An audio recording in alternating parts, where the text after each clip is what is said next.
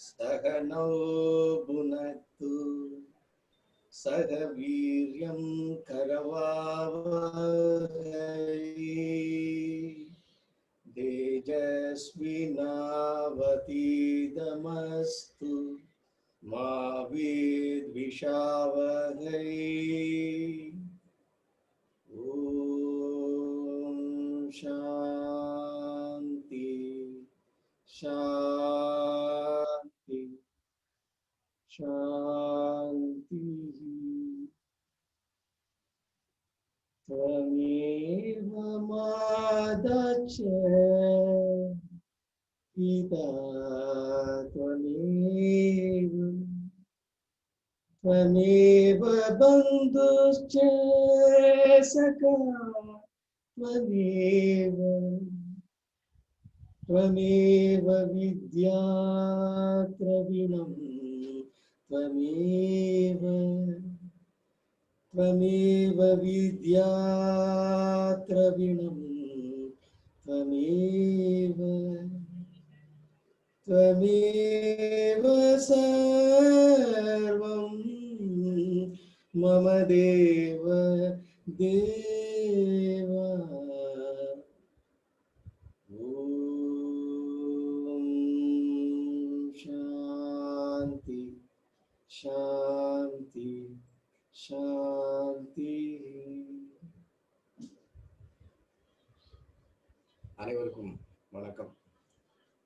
சான்றோர் பெருமக்களாகிய உங்களுடைய அன்பிலும் உங்களுடைய கருணையாலும் உங்களுடைய ஆசீர்வாதத்தாலும் இன்று 9வது நாள் 9வது உபனிஷதமாகிய முண்டக உபனிஷதம் என்கின்ற உபனிஷதத்தை பற்றி இன்று காண இருக்கின்றோம்.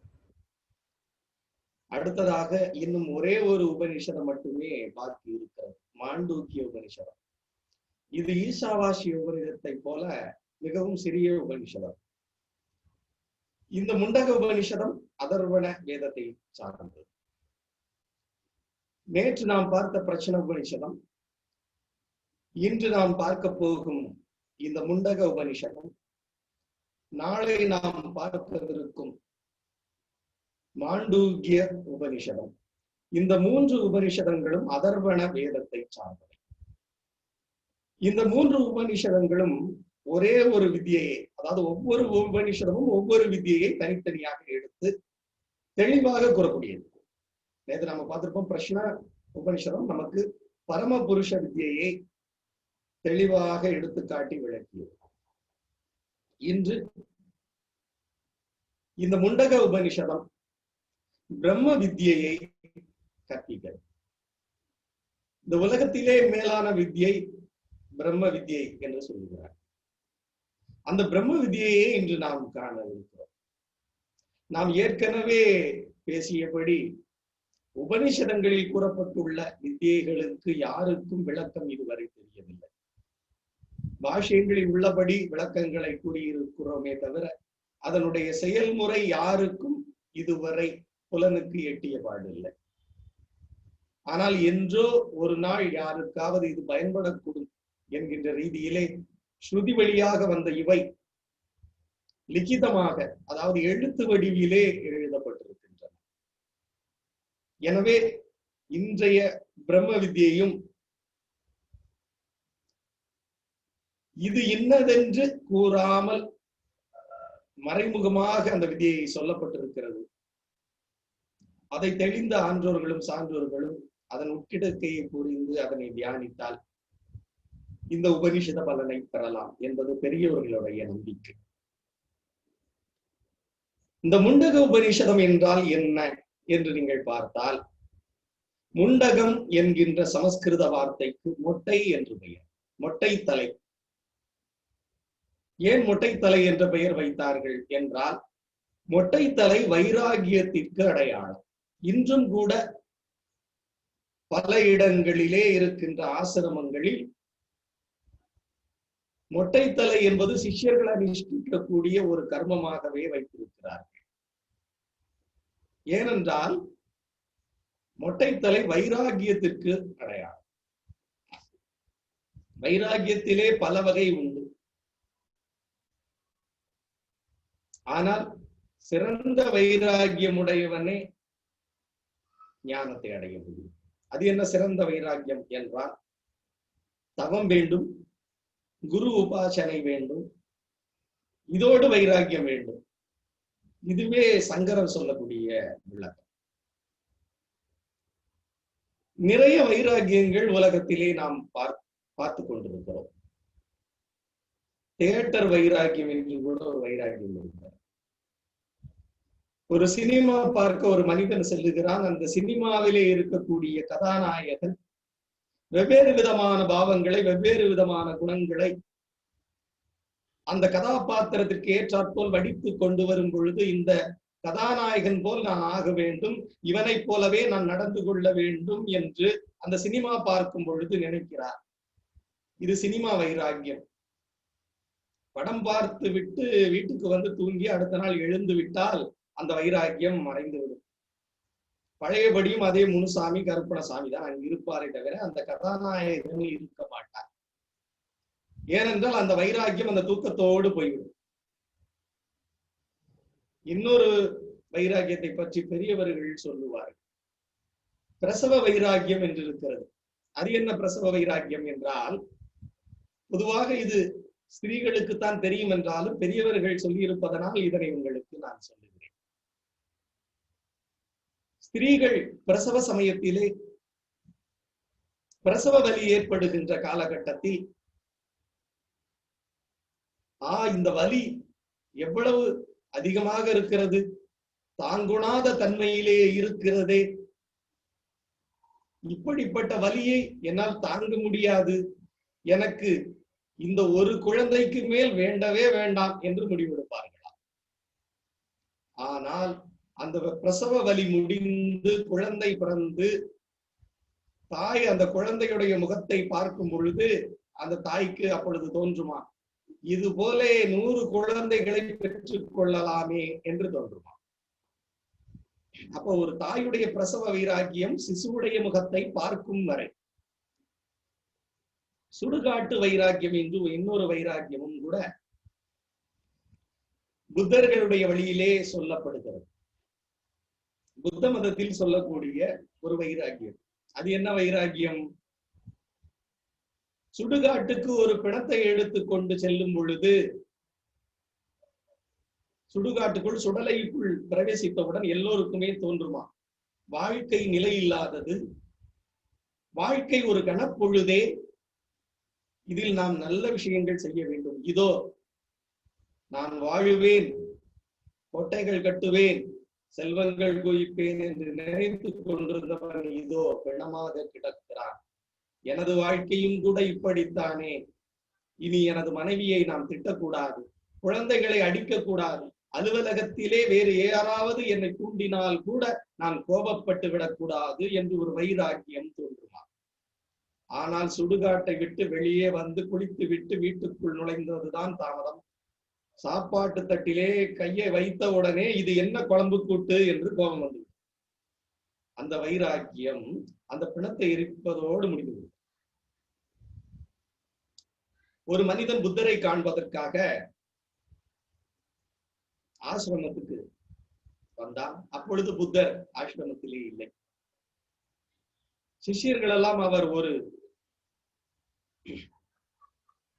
தெரிந்த ஒரு நபருக்கு அந்திம கிரியை நடக்கின்ற காரணத்தினாலே சுடுகாட்டுக்கு சென்றிருக்கிறார் என்று சொன்னார்கள்.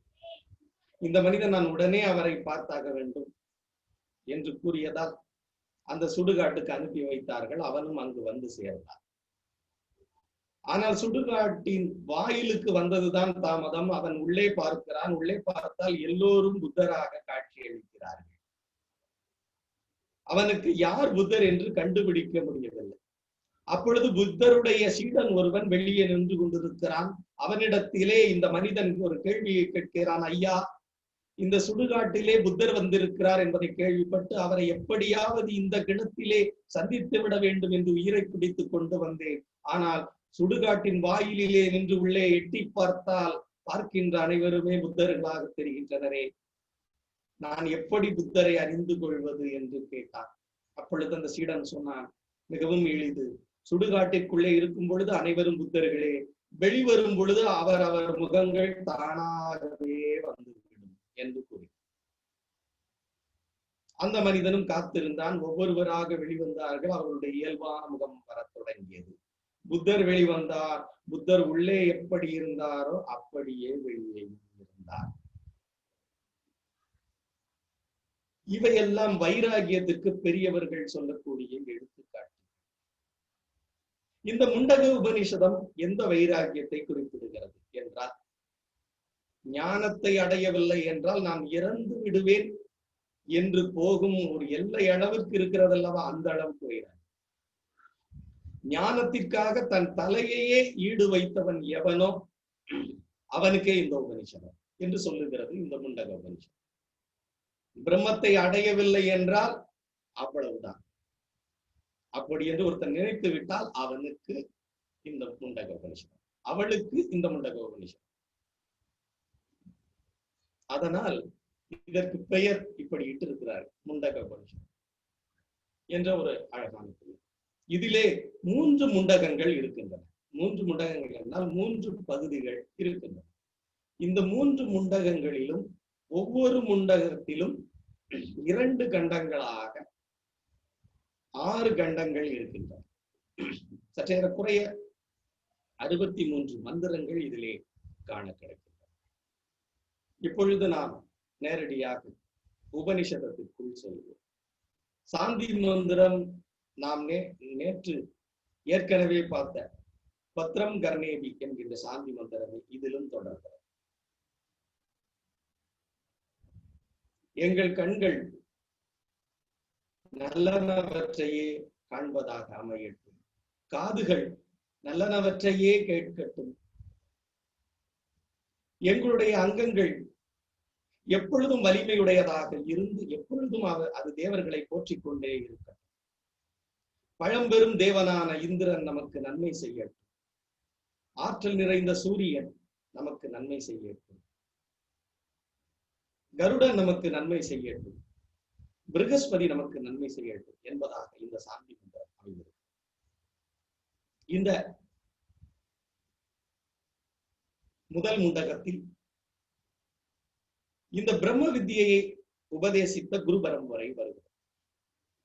மற்ற எல்லா உபனிஷதங்களிலும் குரு பரம்பரை சொல்லப்பட்டாலும் கூட அந்த குரு பரம்பரை ஏறக்குறைய 200 பேர் 300 பேர் உள்ளடக்கியதாக இருக்கும். ஆனால் இந்த அதர்வண வேதத்தின் குரு பரம்பரை ஒரு 4 பேரை மட்டுமே சுற்றி வருகிறது.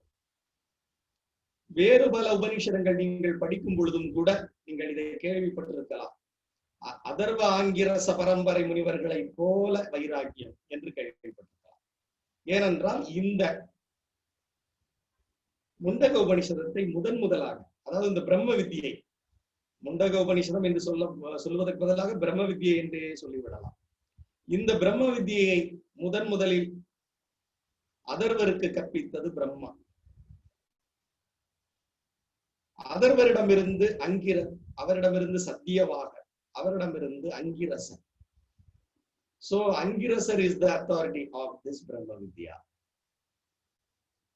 இப்பொழுது நமக்கு இந்த முண்டக உபனிஷதம் சொல்ல போவதும் அங்கிரசர் தான்.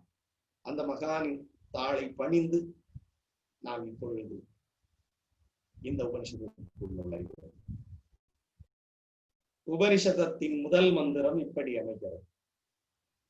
இல்லறத்தில் சிறந்த சவுனகர் என்ற முனிவர் அங்கிரசரை அணுகி கேள்வி கேட்பதாக அமைகிறது. ஐயனே, எதை உணர்ந்தால் இது எல்லாம் உணர்ந்ததா? கேள்வி பாருங்க, இவ்வளவு சின்னதா இருக்கிறது. எதை உணர்ந்தால் இது எல்லாம் உணர்ந்ததா? இதுனா என்ன? நமக்கு அனுபவமாகிய இந்த புவனம், உடல், 5 பூதங்கள், இதையெல்லாம் உணரணும்னு நாள் செலவழித்துக் கொண்டே இருந்தால் உணரவே முடியாது. ஆனா எதை உணர்ந்தால் இது எல்லாம் உணர்ந்ததாகணுமோ அதை ஒருவன் உணர்ந்தால் அவன் புத்திசாலி. இந்த உபனிஷத்திற்குள் நாம் ஆழமாக போகும் பொழுது அறிவை மட்டுமே தேடக்கூடிய பலருக்கு கஷ்டமாக இருக்கலாம். ஏனென்றால் ஞானம் அனுபவத்தால் பெறுவது, அறிவு சாஸ்திரங்கள் மூலம் பெறுவது. பல்வேறு சாஸ்திரங்களை படிப்பதனால் ஞானம் உண்டாகும் என்று ஒருவன் நினைத்தால் அவன் பெரிய மூடன் என்றே முண்டக உபநிஷதம் சொல்லுகிறது.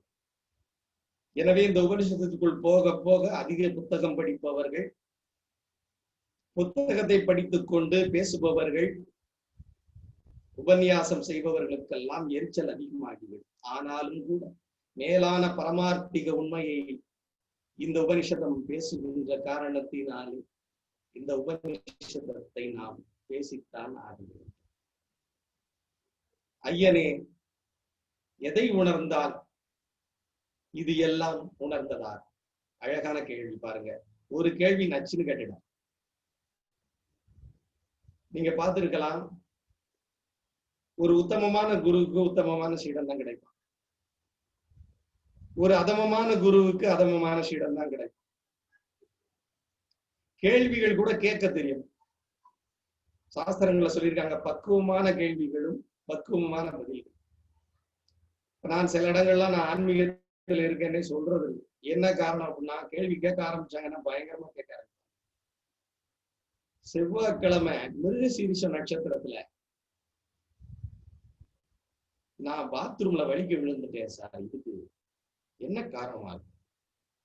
இதற்கும் ஞானத்துக்கும் என்ன சம்பந்தம் என்று கூட அவர்கள் யோசிக்க மாட்டார். நிறைய சகுனம் பார்க்கிறவர்கள் இருக்கிறார். சிலர் பூனை குறுக்க போயிருச்சுன்னா அவ்வளவுதான், போக மாட்டாங்க. இதெல்லாம் இப்ப மாறிடுச்சு. இப்ப நிறைய விஷயங்கள் மாறிவிட்டாலும் கூட இன்னும் கேரம் போர்டு விளையாடும் போது கூட சிலர் என்ன பண்ணுவாங்க, அந்த கேரமை ஃபர்ஸ்ட் அப்படியே கீழே போட்டு எடுப்பாங்க சிலர். அது அவருக்கு ஒரு சம்பிரதாயம். சிலர் ஆபீஸுக்குள்ள போகும்போது இன்னைக்கும் வலது கால வச்சுட்டு போறவங்க தான் இருக்காங்க. ஒவ்வொன்றுலையும் சென்டிமெண்ட் பார்க்கக்கூடியவங்க. 7ஆம் நம்பர் வருதா, 8ஆம் நம்பர் வருதா, 9ஆம் நம்பர் வருதா, 10ஆம் நம்பர் வருதா, நியூமராலஜி பார்த்துட்டு போறவங்க. எனக்கு தெரிந்த நண்பர்கள் இருக்கிறார்கள். அந்த கூட்டுத்தொகை சரியா வந்தாதான் போவாங்க. கரெக்டா வெள்ளிக்கிழமைனா வெள்ளிக்கிழமை தான் செய்வாங்க, புதன்கிழமைனா புதன்கிழமை தான் செய்வாங்க. நட்சத்திரம் செலக்ட் பண்ணி போடுவாங்க.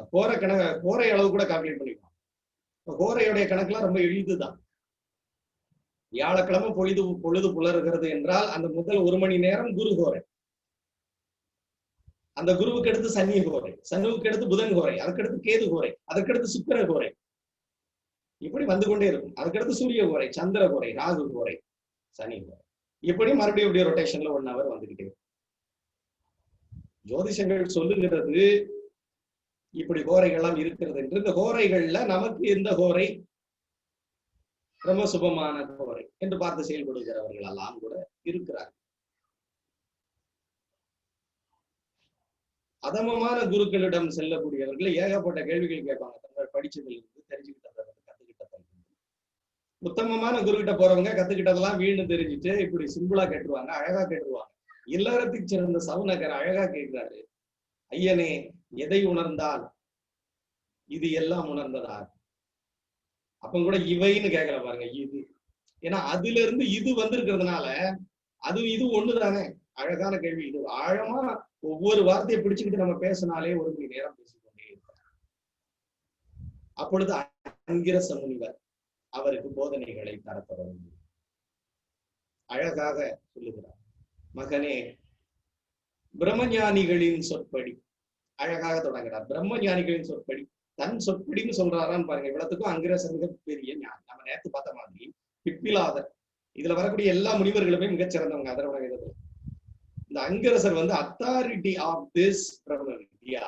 Even then he is so polite, so submissive, so kind enough, and he is saying that he is not saying that according to that Brahmaஞாnis, he is saying this. பாருங்க எவ்வளவு அடக்கம். பிரம்மஞானிகளின் சொற்படி 2 விதமான வித்தியைகள் இருக்கின்றன. ஒன்று அபராவித்யை, 2வது பராவித்யை. இந்த அபராவித்யை கீழானது, பராவித்யை மேலானது. இந்த அபராவித்யை என்னென்னலாம் சொல்றார். இந்த பராவித்யை என்னென்னலாம் சொல்றார். இந்த பராவித்யை தான் பிரம்ம வித்யை. அபார வித்யில இந்த அபரா வித்யில என்னென்னலாம் வர்றது என்ன சொல்றாரு பாருங்க. வேதங்கள், நம்ம இதை நினைச்சு கூட பார்த்திருக்க மாட்டோம். தாழ்ந்த வித்தைன்னு சொல்லிட்டு எதை சொல்றாரு? வேதங்கள், வேதாங்கங்கள், ரிக் யஜுர் சாம அதர்வண வேதங்கள், அதனுடைய 6 அங்கமான சிக்ஷை, கல்பம், நிருத்தம், வியாக்கரணம், சந்தஸ், ஜோதிஷம். இவை 6 வேதத்தின் அங்கங்கள். இவையெல்லாம் தாழ்ந்த வித்தைகள். இப்ப வேதங்களை பத்தி நமக்கு தெரியும். வேதத்தின் அங்கங்கள், இந்த வேதத்தின் அங்கங்களை பல்வேறு முறைகளை இன்டர்பிரேஷன் பண்ணலாம். ஆனால் அசலாக இவை என்ன பொருளை தருகின்றன? சிக்ஷை அப்படின்னு சொன்னா உச்சரிப்பு. நம்ம தைத்திரிய உபநிஷத்துல பார்த்தோம் இல்லையா, உச்சரிப்பு.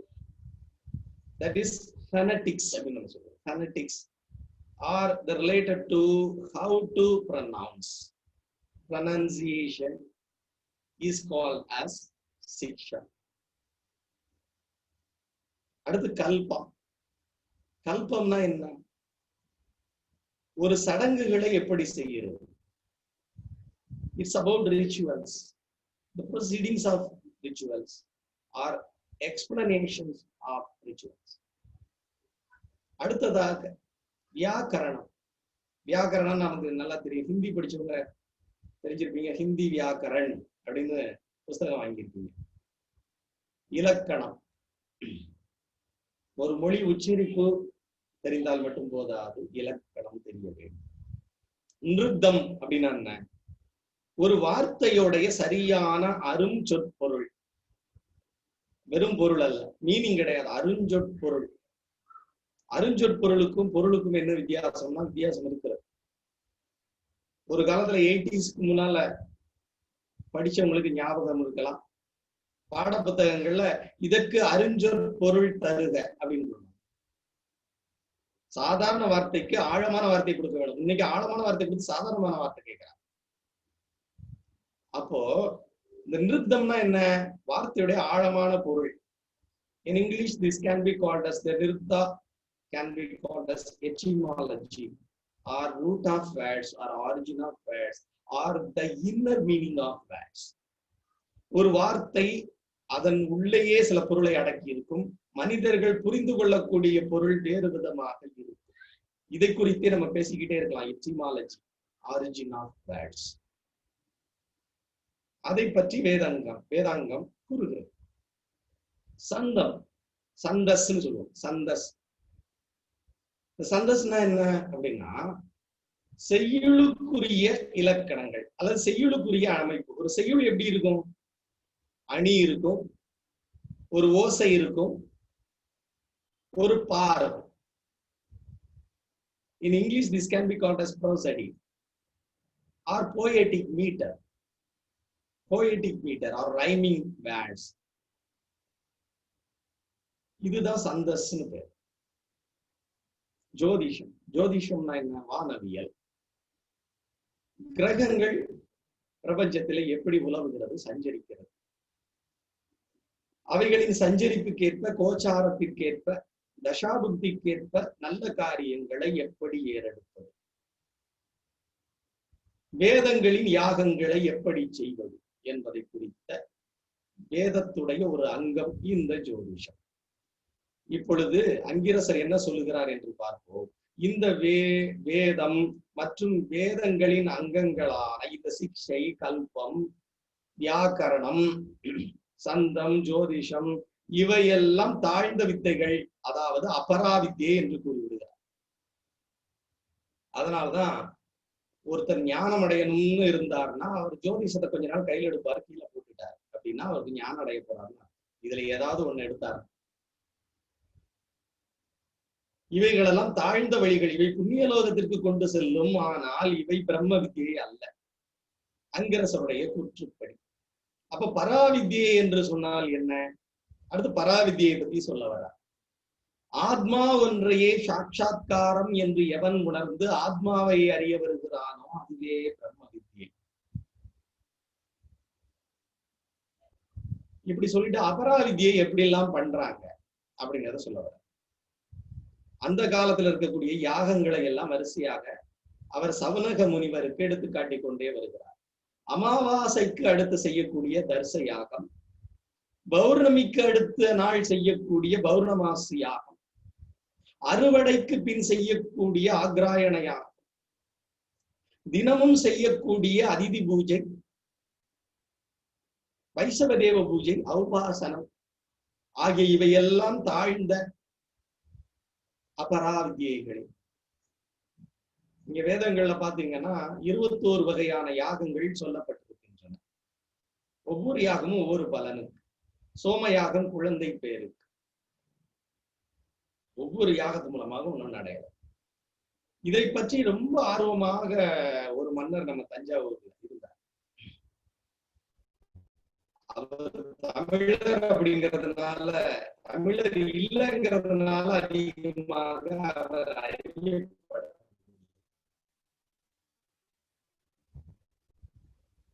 அவர் பேர் சரபோஜி யாரும் கண்டுக்கவே இல்லை. இன்னைக்கு நமக்கு நிறைய சாஸ்திரங்கள் கிடைச்சது மன்னர் சரபோஜி தான். கிடைச்சதுக்கு காரணமே அவர் தான். இந்த மன்னர் சரபோஜி எனக்கு ரொம்ப பிடிக்கும். தஞ்சையிலே சரஸ்வதி மகால் என்கிற நூல் நிலையத்தை ஏற்படுத்தியவர். அனைத்து சாஸ்திரங்களும் இன்று நிறைய பேருக்கு கிடைத்திருக்கிறது என்றால் அதற்கு காரணம் இந்த சரபோஜி. இந்த சரபோஜி யாரிடெல்லாம் அந்த கலைகள் இருக்கிறதோ அதெல்லாம் எடுத்து எடுத்து எடுத்து எடுத்து சேகரிச்சு வச்சார். இவரை பற்றி எந்த பள்ளிக்கூடத்து புத்தகங்கள்லையும் இல்லை. ஏன் அப்படின்னு எனக்கு தெரியல. அதுபோல பரபிரமம் சத்குரு ஸ்ரீ தியாகராஜருடைய கிருதிகள் எல்லாம் நமக்கு கிடைத்ததுக்கு காரணம் இவர் தான். சத்குரு தியாகராஜர் எனக்கு ரொம்ப பிடிக்கும். என்ன காரணம் அப்படின்னா, நம்ம பின்னால நம்ம அதை பார்ப்போம். இந்த சரபோஜி பார்த்துட்டு அதை பார்க்கலாம். இந்த சரபோஜி இதெல்லாம் அது நிறைய எடுத்து எடுத்து சேகரிச்சு இன்னைக்கு வைக்கிறார். அதுல தஞ்சை நூலகத்துல ஒரு புத்தகம் இருக்கு, சோமயாகம்னு ஒரு புத்தகம். போனீங்கன்னா அங்க நீங்க பார்க்கலாம். குழந்தை பேர் இல்லாதவங்க அதை படிச்சு அந்த யாகம் பண்ணாலே போதுமா. ரொம்ப எளிமையான யாகம். இது போக புத்திர காமேஷ்டி யாகம் இருக்கிறது. இதையெல்லாம் செஞ்சா பலன்கள் கிடைக்கும். ஆனால் இவையெல்லாம் தாழ்ந்த வித்தைகள். அழகாக சொல்றாரு, யாகம் அக்னி ஆகுதி என்று யாகத்தில் செய்யக்கூடிய இந்த வித்தியைகள் எல்லாம் திடமற்ற படகுகள் போன்றது. அபராவித்யை. ஏனென்றால் இது காமிய கர்மத்தை சார்ந்தது. கர்மங்கள்ல 2 இருக்கு, காமிய கர்மம், நிஷ்காமிய கர்மம். காமியம்னா ஆசைன்னு அர்த்தம், ஆசையோடு கூடிய செயல் என்று அர்த்தம் காமிய கர்மம். நிஷ்காமிய கர்மம் என்றால் என்ன? ஆசை இல்லாத செயல். அப்ப இந்த யாகங்கள் எல்லாம் ஒரு ஆசையோட தான் நம்ம செய்யறோம். அதனால யாகம் அக்னி ஆகுதின்னு செய்யக்கூடிய இந்த படகுகள் எல்லாம் திடமற்றவை. அவை மோட்ச சாம்ராஜ்யத்துக்கு நம்மை அழைத்து செல்லாது. எனவே இது அபராவித்யை.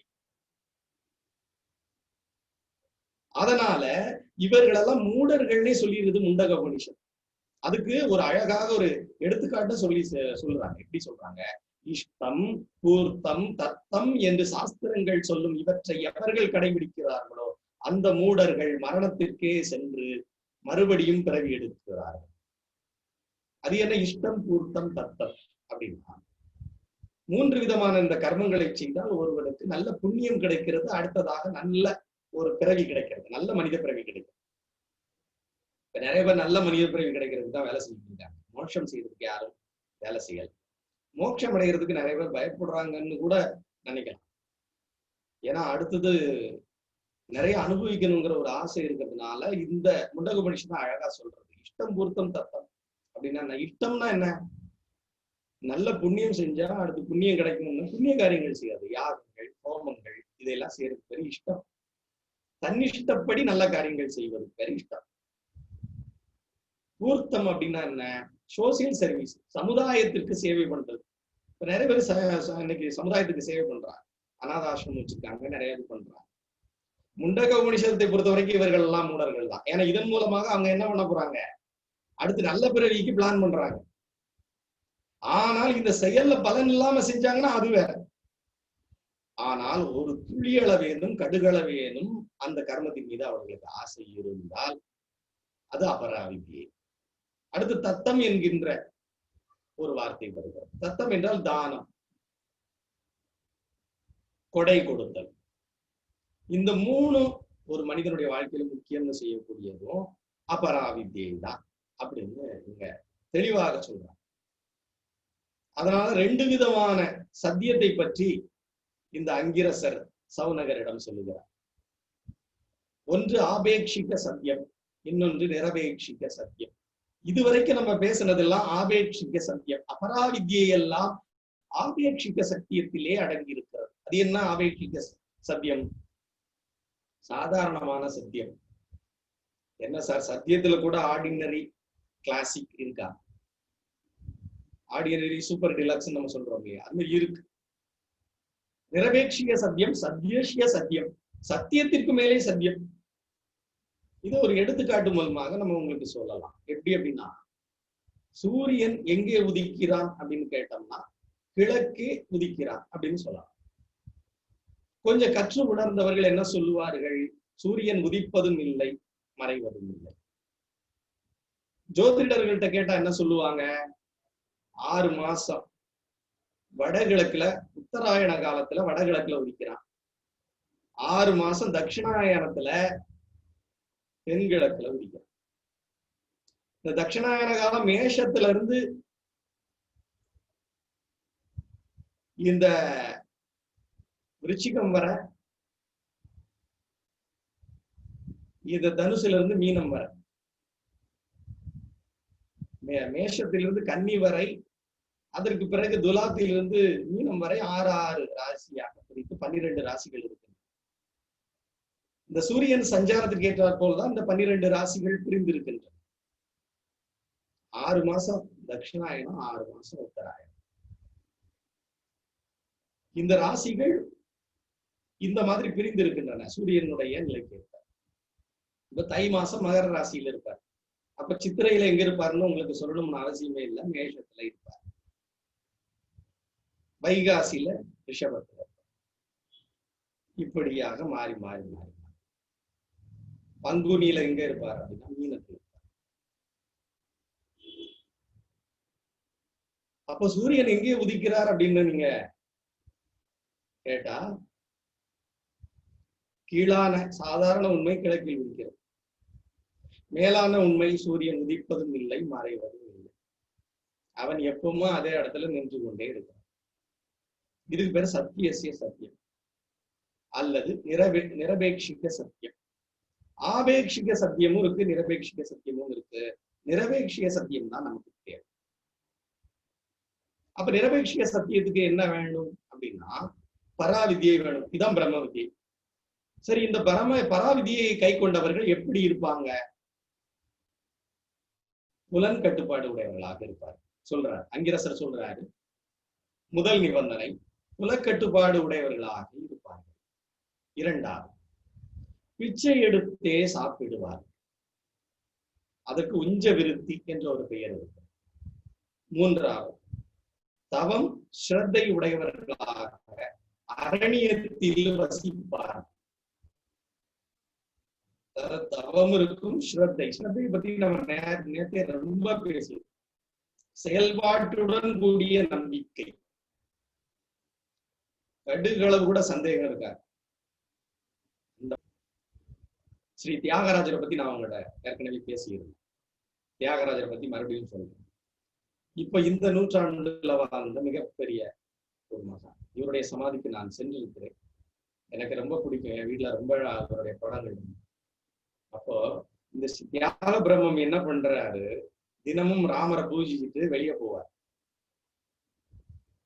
வெளியே போய் பாட்டு பாடிக்கிட்டே பிச்சை எடுப்பார். பிச்சையில வர்ற சாப்பாடை எடுத்து வீட்டுல இருக்கிற மனைவிக்கும் குழந்தைக்கும் கொடுப்பார். இவருடைய அண்ணனுக்கு கோபம், இவரெல்லாம் அடிக்கிறான் கண்டிக்கிறான் அப்படி இருந்து ஒரு மாறவி. நான் ஏற்கனவே சொன்னேன் அல்லவா, இந்த சரபோஜி மகாராஜா ஒரு முறை ஏவலாளிகளை அனுப்பி இவரை அரண்மனையிலே வந்து பாடுமாறும் இவருக்கு கனகாபிஷேகம் செய்து போதுமான அளவு பரிசு பொருட்கள் கொடுப்பதாகவும் இனி பிச்சை எடுக்க வேண்டாம் என்றும் சொல்லுகிறார். அப்பொழுது இவ்வளவு அழகா சொல்றாரு பாருங்க தியாகராஜர், நான் எங்கேயுமே வந்து இந்த ராமரை தவிர யாரையும் பாட மாட்டேன் என்று அனுப்பி. அவங்க மனைவியும் கூட அதுக்கு ஏத்துக்கிட்டு இருக்காங்க. எவ்வளவு அருமையான மனைவி பாருங்க. பிச்சை எடுக்கிறாரு, பணம் வருது, காலகாலத்துக்கு உட்கார்ந்து சாப்பிடலாங்கிற ஒரு இதுல கூட நம்ம பார்த்தோம். உஷஸ்தியோடைய கதை சாந்தியோக்கிய உபனிஷத்திலேயே உஷஸ்தி வந்து ஒரு புரோகிதம் பண்றதுக்கு எப்படி கேட்கிறாரு, நான் புரோகிதம் பண்ணுவேன், இவங்களுக்கு கொடுக்குற எல்லா சேலரி எனக்கு சேர்த்து ஈக்குவலா கொடுக்கணும் கேட்கிறேன். அந்த மாதிரி இருக்கிற ஒரு காலகட்டத்துல தியாகராஜர் என்ன சொல்றாரு பாருங்க, மன்னனே பொன் பொருள் கொடுக்குமாறு தருமாறு கேட்டுக்கொண்ட போது கூட போக மாட்டேன், பாட மாட்டேன். ஆனா அந்த மன்னனும் எவ்வளவு சுத்தமானவன்னு பாருங்க. அந்த மன்னன் அதை மதிக்கிறான். மதிச்சுக்கிட்டு என்ன பண்றான் பாருங்க. இந்த இடத்துல உங்களுக்கு கண்ணீர் வரும். இவரை தெருவுல பிச்சை எடுத்துட்டு பாடும்போது பின்னால எழுதிக்கிட்டே வரலாம், இவர் என்ன பாடுறார். அவர் எழுதி வச்சாதான் நிறைய கிருந்திகள். இப்படி எந்த மன்னனாவது செய்வானா? சரபோஜியை போல ஒரு மகான் உண்டா பாருங்க. தியாகராஜர் ஒரு மகான்னா சரபோஜி ஒரு பெரிய மகான். ஏன் இந்த சரபோஜி கண்டுக்கப்படலன்னு தெரியல. ஆனாலும் கூட தியாகராஜர் அப்படி பாடிக்கிட்டே போறாரு. குருலேகிடு பண்டி குலோகிதெலியகபோது గురులేగిడు బండి ధనువు సుధ ధన ధాన్య దాయాది బాంధములు నెనగించి செதருநாதின கருணதோ. அப்படியே பாடிக்கிட்டே போறாரு பிச்சை எடுத்துக்கிட்டே. பின்னால மன்னர் வந்து அதை எழுதிக்கிட்டே வர. அவங்கதான் ஏன் பராவித்தியை பண்றோம். பராவித்தியன்னா அதுதான். மன்னன் பின்னால வர்றான், அவங்க பாடிக்கிட்டே போறாங்க. பணத்தை பத்தி கண்டுக்கல. இன்னைக்கு சாப்பாடு இருந்தா போதும், இந்த கணப்பொழுதில் வாழுகிறார்கள், பிச்சை எடுத்து வாழுகிறார்கள். உஞ்ச விருத்தி சாகிற வரைக்கும் தியாகராஜர் பிச்சை எடுத்தேதான் பண்றாரு. உஞ்ச விருத்தி. இது பராவித்தியை பத்தி முண்டக உபநிஷதம் அழகா சொல்லுது, அத்தாரிட்டேட்டிவா சொல்லுகிறது. இதற்கு தைரியமுடையவர்களே பிரம்ம வித்தியை அறிய தகுதியுடையவர். தத் என்னும் பரம்பொருளை அறிய எவனுக்கு ஆசை உள்ளதோ அவன் கையை சமித்தை உரையாக கொண்டு இத்தகைய பிரம்ம ஞானியை அடைய வேண்டும் என்று சொல்வதாக முதல் முண்டகம் நிறைவடைகிறது. இரண்டாவது முண்டகம் இதை இன்னும் கொஞ்சம் தெளிவாக விளக்கும். எப்படி இந்த ஆத்ம வித்தியை பண்ணணும், அதை பண்ணா எங்க இறைவன் எப்படி காண கிடைக்கிறார் அப்படிங்கிறது சொல்லுகிறது. எப்படி ஒரு தீயிலிருந்து தீப்பொறிகள் கிளம்பி அதிலேயே அடங்கி விடுகிறதோ அப்படியே ஆத்மாவில் இருந்து இந்த உலகம் எல்லாம் தொடங்கி அதிலேயே அடங்கி. முதல் முண்டகத்துல இன்னொரு விஷயமும் நமக்கு காண கிடைக்குது. அதாவது படைப்பு பற்றி சொல்றாங்க. ஆனாலும் கூட எல்லா உபநிஷத்துலயும் அதை சொன்னதுனால நம்ம அதை அதிகமாக சொல்லல. ஆனால் படைப்பை பத்தி அதுல ஒரு 3 விஷயம் சொல்றாங்க. ஒண்ணு என்னன்னா சிலந்தி பூச்சி, செடி கொடிகள், மனிதனுடைய உரோமம் என்கிட்ட 3 விஷயங்கள் சொல்றாங்க. அதாவது பிரம்மத்தில் இருந்து எப்படி இந்த படைப்பு வந்தது. ஒரு சிலந்தி பூச்சிக்குள்ள இருந்து வெளியே வலை வருது, அதற்குள்ள இருந்து வர்ற மாதிரி பிரம்மத்துல இருந்து வர்றது. புதுசா அதை உண்டாகிறது இல்லை. 2வது செடி கொடிகள் எப்படி உண்டாகுது, அது மாதிரி இந்த பிரம்மம் படைக்குதுன்னு சொல்லுவாங்க. எப்படி செடி கொடிகள் உண்டாகுகின்றன? இப்ப உதாரணமா ஒரு தக்காளி விதைய போட்டா தக்காளி முளைக்கும், கத்தரி விதை போட்டா கத்தரி முளைக்கும், பீர்க்கு போட்டா பீர்க்கு, பாகற்காய் போட்டா பாகம். அப்போ விதையில இருக்க கர்மம் என்னவோ அது பலனா முளைக்குது. அது போல ஒரு மனிதனுடைய கர்மம் நல்லதோ தீயதோ அது பலனாக விளைவித்து வருது. அது போல பிரம்மம் படைக்குது. எப்படி செடி கொடிகள் உண்டாவது போல ஒருவனுடைய கர்மத்திற்கு தகுந்தாற் போல அது அவனை படைக்கிறது. மனிதனில் உரோமம் உண்டாவது போல மனிதனில் வந்து உடம்புல முடி முளைக்கிறது. எப்படி எந்த எக்ஸ்ட்ரா எஃபர்ட் இல்லாம முளைக்கிறது, அது மாதிரி எந்த எஃபர்ட்டும் பண்றதே இல்லை இறைவன். சேதனமாகி இறைவனிடமிருந்து அச்சேதனமான உலகம் வருகிறது. அதாவது உயிர் உள்ள உணர்வு உள்ள இறைவனிடமிருந்து உயிரற்ற இந்த ஜட பொருளான உலகம். முதல் முண்டகத்துல சொல்லப்பட்ட ஒரு விஷயம். இந்த 2வது முண்டகத்துல வரும் பொழுது அதை கொஞ்சம் கண்டினியூட்டி கொடுத்துட்டு அதை தொடங்குறாங்க. அதாவது தீப்பொறியில எல்லா தீப்பொறிகளும் மேல போயிடுறது இல்லை, அது அந்த தீயில தான் இருக்கு, தீயிலே தான் மறையுது. அது போல பிரம்மத்திலிருந்தே எல்லாமே அப்படின்னு சொல்றோம். அந்த பிரம்மம் எப்படி இருக்கு? ஒரு மனிதனில் அந்தராத்மாவாக இருக்கு. அந்த அந்தராத்மா ஒரு மனிதனில உடம்பா எப்படி இருக்கு அப்படின்னா, தலை அக்னியாக இருக்கிறது, கண்கள் சூரிய சந்திரனாக இருக்கு, வலது கண் சூரியன், இடது கண் சந்திரன். அதனாலதான் ஜாதகத்துல சூரியன் எப்படி இருக்குன்னு பார்க்கணும். வலது கண்ணுக்கு சொல்லுவாங்க 2வது இடம், லக்னத்தின் 2வது இடம் வலது கண். சூரியன் சுக்கிரனோட ஏதாவது சேர்ந்திருக்கும், பெரும்பாலும் சேர்ந்திருக்கும். சூரியன் புதனும் அதிகமாக சேர வாய்ப்பு இருக்கு. சூரியன் சுக்கிரனும் சேரும் பொழுதோ, சூரியன் சனி வீட்டில் இருக்கும் பொழுதோ, அந்த மாதிரி இருக்கும்போது வலது கண்ணுல பவர் வர வாய்ப்பு. அதே மாதிரி இடது கண் சந்திரன், சந்திரன் எங்க இருக்காங்கன்னு பார்ப்பாங்க ஜோதிடத்துல. இவையெல்லாம் சூட்சுமம் தான். ஆனா ஜாதகத்துல கட்டத்துல பாக்குறவங்க தான் உடம்புல பார்த்துட்டு இந்த உடம்புக்கு மூலமான ஆத்மாவில பார்க்க மறந்துடும். ஜோதிஷம் என்றாலே ஜோதி இருக்கிற இடத்தை காண்பிக்கக்கூடியது என்று பெயர். வலது கண் சூரியன், இடது கண் சந்திரன், திக்குகள் காது, வேதங்கள் வாக்கு. இப்படிதான் அந்தராத்மா விரிஞ்சிருக்கிறது. இந்த அந்தராத்மா 7 ஜுவாலையாக பரிணமிக்கிறது. அந்த 7 ஜுவாலைக்கும் கூட பெயர் சொல்றாங்க. காளி, கராளி, மனோஜவா, சூலோஹிதா, சுதூம்ரவர்ணா, ஸ்புலிங்கினி, விஸ்வருச்சி தேவி. இந்த 7 பேரையும் பத்தி சொல்லணும்னாலே சொல்லிக்கிட்டே இருக்கலாம். இதை பற்றி நிறைய மகனியர்கள் சொல்லி இருக்கிறார்கள், வள்ளலார் உட்பட. இந்த 7 ஜுவாலைகளும் எப்படி செயல்படுதுன்னு மட்டும் நான் இப்ப சொல்லிடுறேன் நேரம்.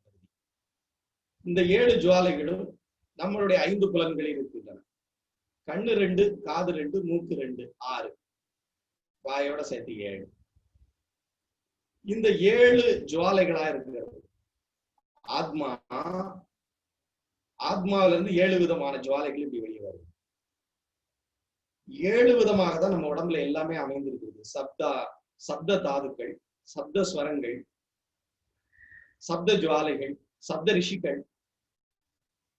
இப்படி சப்தம்னா 7ன்னு அர்த்தம். இந்த 7ங்கிறது அமானுஷ்யமான ஒரு 7 அப்படின்னு நம்ம சொல்லுவோம். நியூமராலஜி படிச்சவங்களுக்கு தெரிஞ்சிருக்கும். இந்த 7 ஆதிக்கம் யார் இருக்கோ அவங்களை கொஞ்சம் புரிஞ்சுக்க முடியாது. நம்ம கிரிக்கெட்ல தோனி 7ஆம் நம்பர் ஜெர்சியில தான் விளையாடுறாரு. அவர் எவ்வளவு சோகம் வந்தாலும், எவ்வளவு மோசமான காலகட்டம் அந்த கிரிக்கெட்ல வந்தாலும் அவர் பாட்டுக்கு புரிஞ்சுக்க முடியாது. இந்த 7ஆம் நம்பர் ஆதிக்கத்துல பிறந்தவங்க எல்லாமே அமைதியாவே இருப்பாங்க. அவங்களை யாரும் புரிஞ்சுக்க முடியாது. நிறைய பேர் வெளிநாடுக்கு போயிடுவாங்க 7ஆம் நம்பர்ல இருந்து. ரொம்ப முக்கியமா 25 பேரு கூட்டத்தொகை 25 வர்றவங்க வெளிநாடுகள்ல இருப்பாங்க. நாங்க இதை சோதிச்சு பார்த்துட்டேன். அவங்க 25 வந்தாங்கன்னா வெளிநாட்டுக்கு போயிடுறாங்க. அப்போ இந்த 7ல ஒன்றை கடத்தல் இருக்கிறது. ஒன்றை கடந்து செல்ல வேண்டும். அவர்கள் இந்த உலகத்தின் எல்லா விதத்தையும் கடந்து செல்ல வேண்டும். கேதுவுடைய ஆதிக்கம் வருகின்ற காரணத்தினாலே இந்த உலகத்தின் எல்லா சம்சாரங்களையும் கடந்து அவர்கள் ஞானத்தையே அடைய வேண்டிய காரணத்தில் இருக்கின்ற காரணத்தினால் இப்படி கூட இருக்கலாமோ என்று நான் சிந்தனை செய்வது உண்டு. அப்போ இது 2வது கண்டத்திலே அவங்க சொல்றாங்க 7 7ஆக இப்படி எதெல்லாம் பிரிஞ்சிருக்கிறோம். பிராணன் கூட 7ஆ பிரிஞ்சிருக்கு. லோகங்கள் கூட 7, 7 14. ஏன்னா 7 மேல் உலகம், 7 கீழ் உலகம். இப்படி புரிஞ்சு. அப்ப அவரை எப்படி பார்க்கணும்? இந்த அந்தராத்மாவை பத்தி சொல்லிட்டாங்க. இந்த அந்தராத்மாவை எப்படி அடையணும்? நம்ம அதையும் தெரிஞ்சுக்கணும் இல்லையா? அந்த அந்தராத்மாவை எப்படி அடையிறது? அழகா அதற்கு ஒரு உவமை சொல்றாங்க. உபனிஷதங்களிலிருந்து நம்ம கற்றுக்கொண்ட தெளிவாகிய ஓங்காரத்தை வில்லாக்கி, ஜீவனை அம்பாக்கி, உபதேசனையா கூர்மை பெற்ற ஒருவனுடைய சித்தத்தை நானாக்கி, இருதகைய குகைக்குள் இருக்கக்கூடிய ஆத்மாவை லட்சியமாக்கி அன்பு எய்தது. அழகா சொல்றாங்க. அதான் ஓங்கார தியானம் அப்படின்னு அதை அழகா சொல்றாங்க. அப்போ ஒரு அழகான வார்த்தையும் வருகிறது, மற்ற வார்த்தைகளை விட்டொழிக. இந்த வார்த்தையை ரொம்ப கவனிக்க வேண்டியது. இதுக்கு ஆதிசங்கரர் நல்ல விளக்கம் கொடுத்துருக்காங்க. மற்ற வார்த்தைகளை விட்டொழிகன்னா எல்லா வார்த்தைக்கும் மூலமான வார்த்தை இது. அதாவது ஒளி எதுவுமே இல்லாத ஒரு பிரம்மம் முதல் முறையா இந்த ஜட உலகத்துக்கு வரும் பொழுது நாதம் உண்டாகுது. அந்த 3 லெட்டர்ஸ் தான் முதல் உருவாகுது. These 3 syllables. AUM, ஆ ஊமா. மற்ற எல்லாத்தையும் விட்டொழியும் போதுதான் இதனுடைய ரகசியம் கிடைக்கும். அதனால இதை சொல்லிட்டு தான் இந்த ஓங்காரத்தை நீங்க தியானிக்கணும்னு சொல்றாங்க. எப்படி தியானிக்கணுமா, ஒரு தேருடைய சக்கரத்துல இருக்கக்கூடிய ஆரக்கால்கள் எல்லாம் நேரே வந்து இந்த குடத்துல ஒன்று சேரும். அதுபோல உடம்புல இருக்கக்கூடிய 72,000 நாடிகளும் எந்த இடத்தில் ஒடுங்குகிறது? இருதய குகையில ஒடுங்குகிறது. அந்த இருதய குகையில் ஓம்காரத்தை தியானம் பண்ணுங்க. எந்த வார்த்தைகளும் என்று. அதனாலதான் நிறைய ஆசிரமங்களை மௌனம் கொடுக்குறாங்க.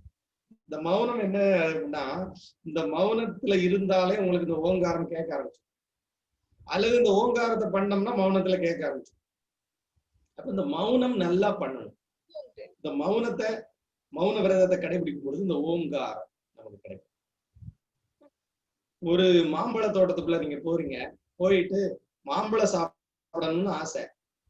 இங்க எத்தனை மாமரம் இருக்கு, எவ்வளவு ஏக்கரு, எவ்வளவு விளைகிறது, அறுவடைக்கு எவ்வளவு வரும், எவ்வளவு இலைகள், இப்படி எல்லாம் கணக்கிட்டுக்கிட்டு இருக்கிறதுனால நாளும் நேரமும் விரயமாகும். மாம்பழத்தை சாப்பிடணும். ராமகிருஷ்ண பரமஹம்சர் சொல்லக்கூடிய கருத்து இது. அப்போ பிரம்மத்தை அடையக்கூடிய நிலையத்தை பிரம்மத்தை அடையணுமே தவிர, இந்த பிரம்மம் எப்படி இருக்கும், இந்த பிரம்மம் எப்படி எல்லா சாஸ்திரங்களையும் சொல்லியிருக்காங்கன்னு கணக்கிட்டு கொண்டே இருக்கக்கூடாது. ஆராய்ச்சி செய்வதால் காலங்கள் விரயமாகிறது. அனுபவிப்பவனுக்கு ஆராய்ச்சி எதற்கு? ஒரு டீ எப்படி இருக்கும்னு டீயை பார்த்துட்டு இருக்க தேவையில்லை, குடிச்சு பார்த்தா தெரிஞ்சிட போறோம். ஒரு தாய் பாசம் எப்படி இருக்கும்னு ஒரு புத்தகத்தை படிச்சு ஆராய்ச்சி பண்ணிட்டு இருக்க தேவையில்லை, நம்ம தாய்கிட்ட ஒழுங்கா அன்பு பண்ணா தெரிஞ்சிட போறோம். ஒரு காதல் எப்படி இருக்கும்னு புத்தகங்களை படிக்க அவசியம் இல்லை, ஒரு காதலி கிடைத்தால் தெரிந்து விட போகிறது. அதே போல அனுபவித்து அதை பார்க்க வேண்டும். இந்த முண்டக உபநிஷதம் அடுத்த மந்திரத்திலே சொல்லுகிறது, சிற்றம்பலமாகிய அந்த பரவெளியில் அந்த பரஞ்சோதி இருக்கிறது. அழகாக சொல்றாங்க. இந்த உபநிஷத்துல அந்த சிற்றம்பலம் அப்படிங்கிற வார்த்தையெல்லாம் வருது. சிற்றம்பலத்தில் அழகா சொல்றாங்க, அருமருந்தொரு தனி மருந்தீது அம்பலத்தை கண்டு, அருமருந்தொரு தனி மருந்தீது அம்பலத்தை கண்டு,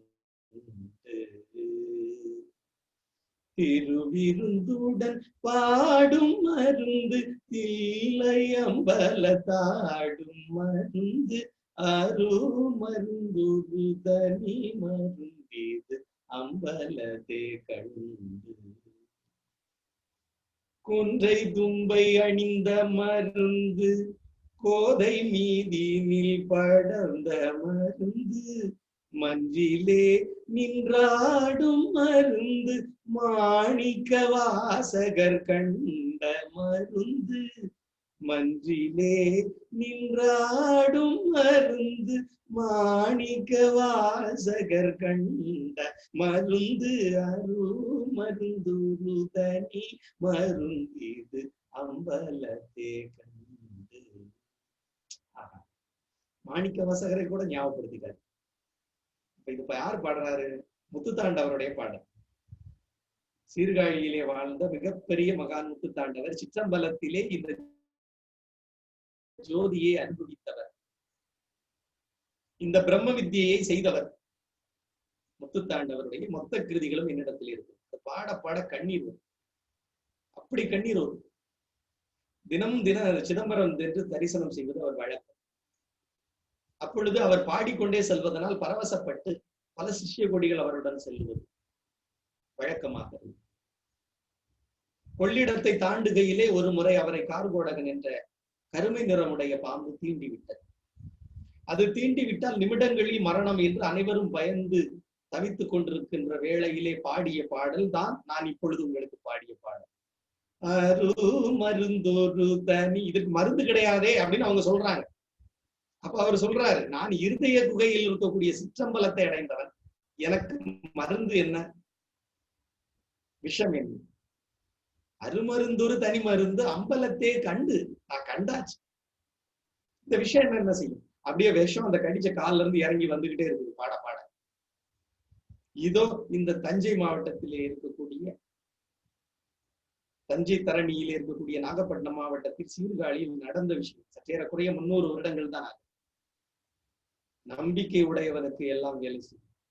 ஸ்ரத்தா. அதனாலதான் நம்ம சொல்றோம், வேதங்களையோ சாஸ்திரங்களையோ ஆராய்ச்சி செய்வதை விட ஸ்ரத்தையோட இருக்கக்கூடிய முத்துத்தாண்டவருக்கு அது நடந்தது. அழகாக அந்த பாட்டு முழுவதும்.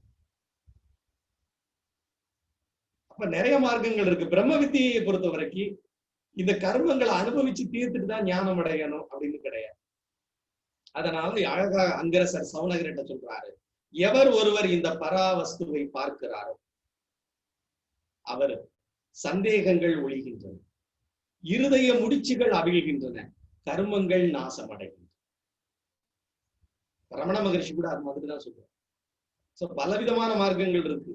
அதாவது கர்மங்களை முடிச்சுட்டு ஞானம் அடையிறது அப்படின்னா என்னைக்குதான் ஞானம் அடைகிறது? இப்ப நான் ஃபாலோ பண்ணிக்கிட்டு போற மார்க்கங்கள் எல்லாம் கர்மங்களை குறித்து இருக்கக்கூடிய மார்க்கங்கள் அல்ல. ஒரு இடத்துல இருட்டு இருக்கு, இருட்டெல்லாம் தொடச்சிட்டா லைட் ஆயிரும் அப்படின்னா என்னைக்கு லைட் ஆகுது? ஒரு லைட்டை போட்டா அந்த இடம் வெளிச்சம் ஆயிடும். 3 மனைவி உள்ள ஒருவன் இறந்து விட்டால் 3 பேருமே விதவையாகி விடுவார். அவன் யார்? நம்ம தான், ஜீவன் தான். நாம ஞானம் அடைஞ்சிட்டா, அதான் மரணம்னு சொல்றோம். ஞானம் அடைஞ்சிட்டா 3 மனைவி பேருமே விதவை ஆயிடுவாங்க. அந்த மனைவிங்கிறவங்க யாரு? 3 மனைவி. ஒன்று சஞ்சித கர்மம், பிராராப்த கர்மம், ஆகாமிய கர்மம். அதனால நிறைய பேர் என்ன நினைக்கிறாங்க, பாவங்கள் நம்ம கிட்ட பதிவு நிறைய இருக்கு, நம்ம அடைய முடியாது அப்படின்னு நினைக்கிறேன். நான் அவர்களோட பேசும்போது அவர்கள் கூடவே சேர்ந்து பேசுவேன். ஏன்னா ஒவ்வொரு ஆசிரமங்களையும் ஒவ்வொரு தர்மங்கள் பண்றாங்க. ஆனா எங்களை பொறுத்தவரை இந்த பாவங்களை பத்தி கண்டுக்க அவசியமே இல்லை. அது அதனுடைய வேலையை பார்த்து நீங்க ஞானம் அடைஞ்சிருச்சுன்னா அவ்வளவு எரிஞ்சிட போறது.